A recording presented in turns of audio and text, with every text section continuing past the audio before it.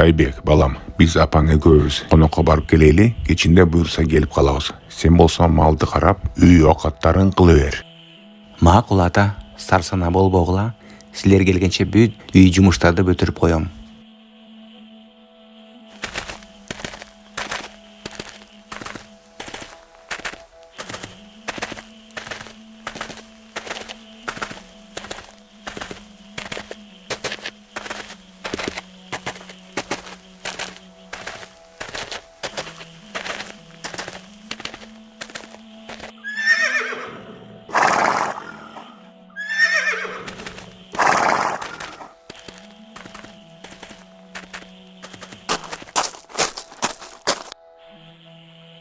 Дурус. Булар оттоп жүрө берсин.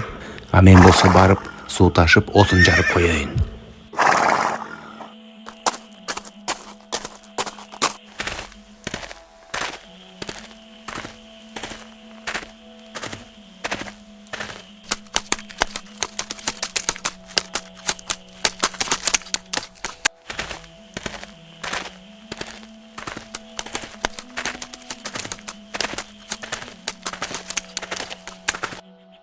Эй, дөт, сен болсо эмне бизди ээрчип алдың? Малды ким кайтарат, я? Мурда күнү да артыман ээрчип алып, бүт иттерди талап чыккансың. Адамды уят кылып, башка жумушуң жокпу?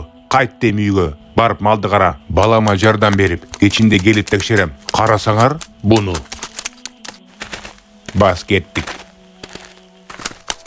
Ошол убакытта тоолордон кашкырлар түшүп келип, жылкыларды айдап кетишет.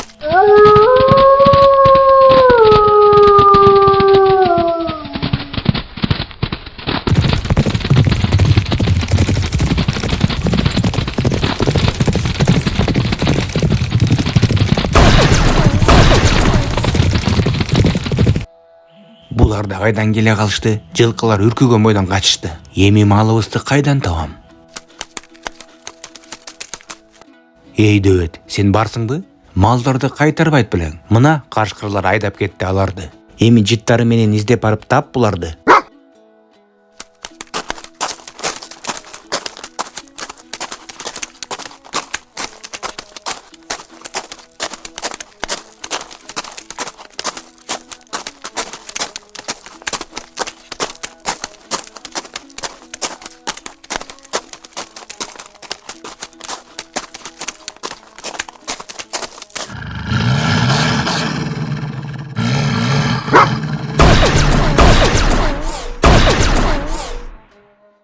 Туй атасы, булар сазыга тыгылып калышкан турбайбы?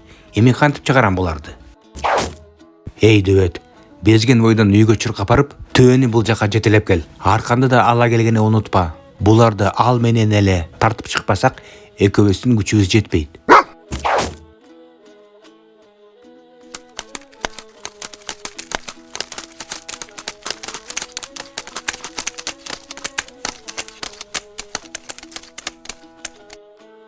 Биз экөөбүз буларды азыр чыгарабыз, а сен болсо кашкырларга көз салып тур, келе калбасын. Макулбу?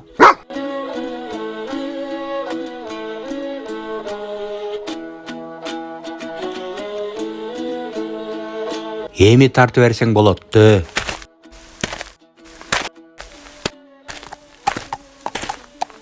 Эй, тартып бер.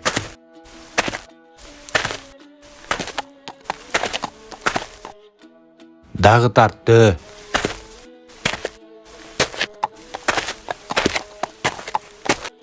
Бүт жылкыларды саздан чыгардык дөбөт. Эми ата энебиз келип калганча бат-баттан үйгө айдап барайлы.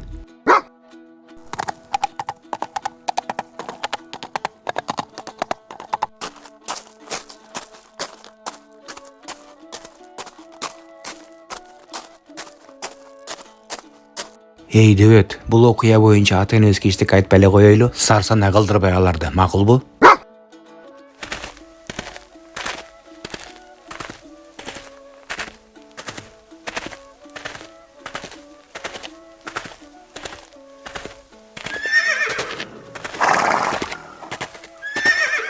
Жылкылар каралган, балабыз чоңоюп калган турбайбы? Ай азамат. Ушундай жомок кыргыздардын тоолорунда болуп тур.